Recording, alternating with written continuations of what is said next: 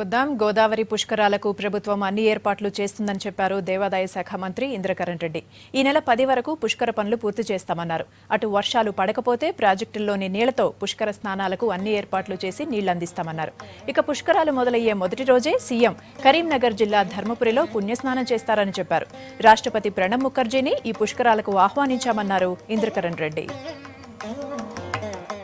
14వ తేదీ నుంచి 25వ తేదీ వరకు జరగబోయే పుష్కరాలలో దాదాపు ఒక 6 మాసాల నుంచి అన్ని ఏర్పాట్లలో ప్రభుత్వము నిమగ్నమై ఉంది. ముఖ్యమంత్రి గారి ఆదేశానుసారము తెలంగాణ రాష్ట్రంలో మొట్టమొదటి పుష్కరాలు నిర్వహిస్తున్న సందర్భంగా మనము అన్ని రకాలుగా వచ్చేటువంటి పిలిగ్రిమ్స్కు భక్తులకు అన్ని సౌకర్యాలు మెరుగుగా ఉండాలి.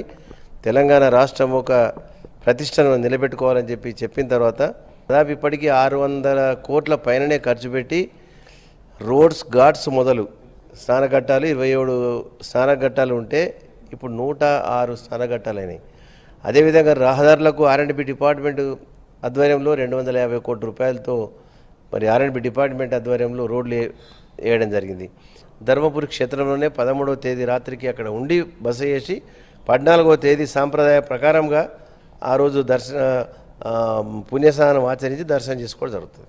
ముఖ్యమంత్రి గారి తరఫున మీకు ఆహ్వానిస్తున్నామని చెప్పినప్పుడు విల్ సీ అన్నట్టు మాట్లాడినాడు. దేవుడే ఉన్నాడు అని అట్టు మాట్లాడాడు. ఏదైనా చెప్పడం మా ధర్మం.